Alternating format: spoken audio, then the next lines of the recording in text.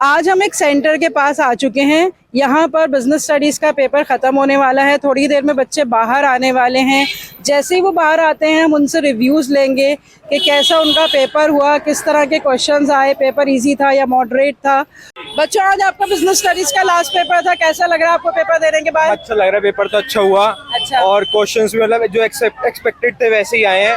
अगर पेपर को रेट करना हो कि इजी था, मॉडरेट था, डिफिकल्ट था? मॉडरेट था, बहुत ज्यादा डिफिकल्ट भी नहीं था। आपके हिसाब से बेटा मॉडरेट था? मैम मॉडरेट था। इजी नहीं था? नहीं। 10 नंबर का डिफिकल्ट था। जो क्वेश्चन आपने सैंपल पेपर से प्रैक्टिस किए थे, तो आपको लग रहा है कि सैंपल पेपर के हिसाब से ही आया था पेपर? कुछ थोड़े मतलब सैंपल पेपर्स प्रैक्टिस करने का कोई फायदा हुआ? सैंपल पेपर्स प्रैक्टिस किए थे आपने सारे साल? हाँ करे थे। अच्छा, 11th क्लास के बच्चों के लिए क्या कुछ गाइडेंस देना चाहोगे आप? एनसीईआरटी फॉलो करो अच्छे से। एनसीईआरटी ना? हाँ, एनसीईआरटी से सब बहुत आता है। थैंक यू बेटा। अच्छा, ये बताओ कि कौन से सब्जेक्ट जो है वो यूट्यूब से पढ़ने में मतलब आपको लगता है कि कंफर्टेबली पढ़ सकते हैं? बिजनेस स्टडीज ही है मेन तो। Business studies. अकाउंटेंसी के लिए ऑफलाइन जाना ही पड़ता है। अच्छा, ये बताओ कि पेपर आप कैसे रेट करोगे, इजी, मॉडरेट या डिफिकल्ट? आज का आउट ऑफ 10 कर सकते हैं। आउट ऑफ 10 है 8। तो कोई क्वेश्चन, हाँ, कोई क्वेश्चन ऐसा लगा बेटा कि बिल्कुल ऐसा तो इसमें से तो आना ही नहीं चाहिए था क्वेश्चन? ऐसा कोई नहीं था, केस स्टडी थोड़ी सी वो थी, मतलब सोचना ज्यादा पड़ा था इसमें। अच्छा, बाकी नॉर्मल था, पेपर नॉर्मल। अच्छा, ये बताओ कि मतलब सबसे ज्यादा डिफिकल्ट पार्ट आपको क्या लगता है कि एमसीक्यूज आपको मुश्किल लगे करने? डिफिकल्ट तो कुछ नहीं था वैसे। डिफिकल्ट नहीं थे। सारे पेपर्स में से सबसे ज्यादा मतलब डिफिकल्ट पेपर कौन सा था पांचों पेपर में से? मैथ्स। अच्छा, मैथ्स तो हमेशा ही फोबिया रहता है। तो आगे क्या करना है बेटा आपको? मैम वैसे तो अभी कोर्सेज वगैरह भरे हैं, अभी मेन मतलब बीबीए बीएमएस में से है कुछ। अच्छा, सीए वगैरह में नहीं जाना, सीएस में नहीं जाना? सीयूईटी के लिए तैयारी कर रहे हो कैसे? अच्छा, ऑनलाइन किसको फॉलो करते हो? ऑनलाइन में कनेक्ट टू कॉमर्स सब्सक्राइब कर रखा है? आगे के बच्चों के लिए कुछ 2 लाइनों में सिर्फ गाइडेंस बताओ कि अगर बिजनेस स्टडीज पढ़नी हो तो रेगुलर स्टडीज बच्चों को करनी चाहिए या बस 1-2 महीने पढ़ के काम चल जाएगा? रेगुलर करनी चाहिए, मेनली सेल्फ स्टडी ज्यादा इंपॉर्टेंट है। बाकी यूट्यूब से तुम हेल्प ले सकते हो, बाकी सेल्फ स्टडी करोगे तो हो जाएगा। और उसके लिए मतलब बुक कोई पर्टिकुलरली सजेस्ट करोगे या एनसीईआरटी मोर देन सफिशिएंट है? एनसीईआरटी मस्त फॉलो है। करना चाहिए। हेलो बेटा, आज आपका बिजनेस स्टडीज का लास्ट पेपर था, कैसा फील कर रहे हो पेपर देने के बाद? पेपर देने के बाद बहुत अच्छा फील हो रहा है। एक्चुअली जितना सोचा था टफ आएगा उससे ज़्यादा इजी आया paper. Because case study was सारे 5 फंक्शन से थी मैनेजमेंट के, planning, organisation, controlling, directing, staffing. So paper का level according to me is 10 out of 9। Easy भी था, कहीं डिफिकल्टीज दिखी करा, पर उसको पेपर वॉज ऑल गुड। तो जो सैंपल पेपर्स हमने करे थे चारों, मतलब ये बात 4 सैंपल पेपर्स रिलीज हुए थे, तो तुम्हें लगा कि उन सैंपल पेपर्स जैसा ही था या उससे आसान था या उससे मुश्किल था? आसान था सैंपल पेपर से, बिकॉज जिस तरह की हमने प्रिपरेशंस करी थी उस लेवल का नहीं आया, उससे डाउन लेवल का, कमी लेवल का आया।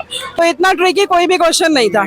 इतना ट्रिकी नहीं था। इतना तो कॉन्फिडेंस है कि 65 अबव मेरे पक्का आएंगे। और इतना तो आपको भी बहुत थैंक यू, आपने इतना मुझे मोटिवेट करा। अच्छा, ये बताओ, great efforts for us. Thanks a lot. YouTube से जैसे हम अगर कोई भी सब्जेक्ट की प्रिपरेशन करते हैं तो उसके लिए मतलब कौन कौन से सब्जेक्ट्स हैं जो टोटली हम यूट्यूब पे डिपेंडेंट रह सकते हैं? फर्स्ट ऑफ ऑल इसके आंसर में ये बोलना चाहूँगा, अगर हमें ऑनलाइन लर्निंग अगर समझ आ रही है तो we can go for every subject. But जब तक हमें ऑनलाइन लर्निंग समझ नहीं आती है तब तक हम क्या करेंगे? बट हम ऐसा नहीं सोच सकते कि ऑनलाइन लर्निंग अच्छी नहीं है। We have to give it a chance. अगर हम अपने कंसेप्ट को अंडरस्टैंडिंग करें, उसी वीडियो को 1-2 बार रिकैप करके देखें, तो हमें उससे ज़्यादा अंडरस्टैंडिंग हो सकती है। देखो, क्योंकि जैसे मैंने ये देखा है कि मोस्ट ऑफ द टाइम बच्चे आजकल मतलब कोचिंग के लिए जाते ही जाते हैं, तो बहुत सारे सब्जेक्ट्स ऐसे मैं समझती हूँ, इकोनॉमिक्स है, बिजनेस स्टडीज़ है, तो जिसमें बिल्कुल 1-to-1 कम्युनिकेशन की बहुत ज़रूरत नहीं है। तो why to spend so much of money? मतलब you are paying school tuition fees as well, then why do? मैं खुद ही कोचिंग नहीं गया हूँ पूरे साल, मैंने खुद पूरी स्टडीज यूट्यूब से करी है।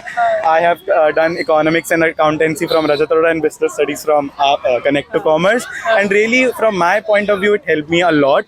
इन लाइनों में कुछ आने वाले बच्चों के लिए कुछ गाइडेंस देना चाहोगे कि बिजनेस स्टडीज को कैसे पढ़ना चाहिए?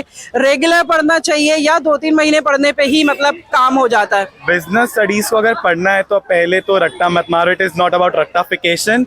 जस्ट अपने कंसेप्ट क्लियर करो, रेगुलर पढ़ो। नहीं हो रहा 2 घंटे सिटिंग, 3 घंटे सिटिंग नहीं हो सकता।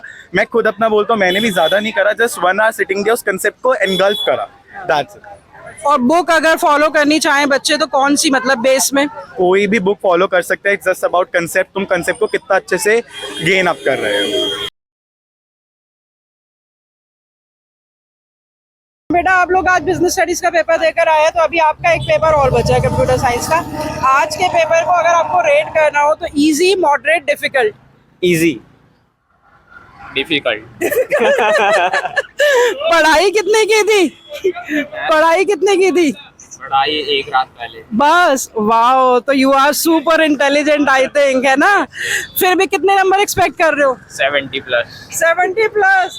यार तेरा तो ना इंस्पिरेशन बनता है बिल्कुल आगे के बच्चों के लिए। तुमने कितना पढ़ा था बेटा? मैंने भी एक रात पहले ही पढ़ा है। ओहो, हम सबने साथ में पढ़ा रात में। तो कितने एक्सपेक्ट कर रहे हो तुम? 60+। 60+? अच्छा, ये ओवर कॉन्फिडेंट है या फिर? ये ओवर कॉन्फिडेंस।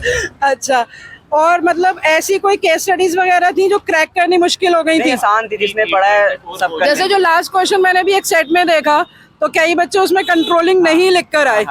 तो आप कंट्रोलिंग लिख कर आए हो? बिल्कुल कंट्रोल। स्टाफिंग लिख कर आया? कंट्रोलिंग लिखा है ना, तो आई थिंक उसमें कंट्रोलिंग ही आंसर आएगा। मैंने भी थॉरोली नहीं पढ़ा। अच्छा, आगे के लिए बच्चों कुछ एडवाइस देना चाहोगे कि तुम तो यही एडवाइस दोगे कि एक रात पढ़ के काम चल जाएगा या रेगुलर पढ़ना चाहिए? वैसे तो रेगुलर पढ़ना चाहिए, हमारी तरह मत पढ़ो। हमने तो मजाक में ले लिया, लेकिन हमें हमेशा रेगुलर। तो सिर्फ इसी को मजाक में लिया या सारे? इसी को ही, क्योंकि होली आ गई थी ना बीच में। अच्छा अच्छा, सारे साल नहीं पढ़ा बिल्कुल भी। चलो ठीक है, तो अच्छा किताब कौन सी फॉलो करनी चाहिए? एनसीईआरटी। एनसीईआरटी ना? यूट्यूब से पढ़ो। यूट्यूब से? फिर सुनील पांडा? कहाँ से? रजत अरोड़ा। रजत अरोड़ा। वैसे मेरा भी अपना यूट्यूब चैनल है, इसीलिए मैं रिव्यू ले रही हूँ। कनेक्ट टू कॉमर्स के नाम से है, एक बार उसका भी रिव्यू लेना। और जो 11th के तुम्हारे बच्चे हैं उन्हें सजेस्ट करना। अभी तो मैंने सिर्फ बिजनेस स्टडीज का ही कर रखा है, आगे मैं अकाउंटेंसी का भी करने वाली। Yes, subscribe to YouTube channel. Okay, connect to commerce. Connect to commerce. Thank you, all the very best for future. देखी जाएगी। मॉडरेट। Easy easy. स्टडीज की पढ़ाई के लिए कितने घंटे रोज पढ़ना सफिशिएंट है? जल्दी से बताओ, जल्दी से। 5 घंटे। 4 या 5 घंटे रोज? हाँ, इतने पढ़े थे। नहीं, एग्जाम से अलग, डेली रेगुलर बेसिस पे। 1 घंटा बस। रेगुलर में 2 घंटे। सीयूईटी के लिए आप लोग कहाँ से पढ़ते हैं? अभी कोई सीयूईटी की भी तैयारी करवाऊंगी, तो कनेक्टेड रहना, बाकी बच्चों को भी सजेस्ट करना कि कनेक्टेड रहें, ठीक है? ये exams are over. Thank you all of you.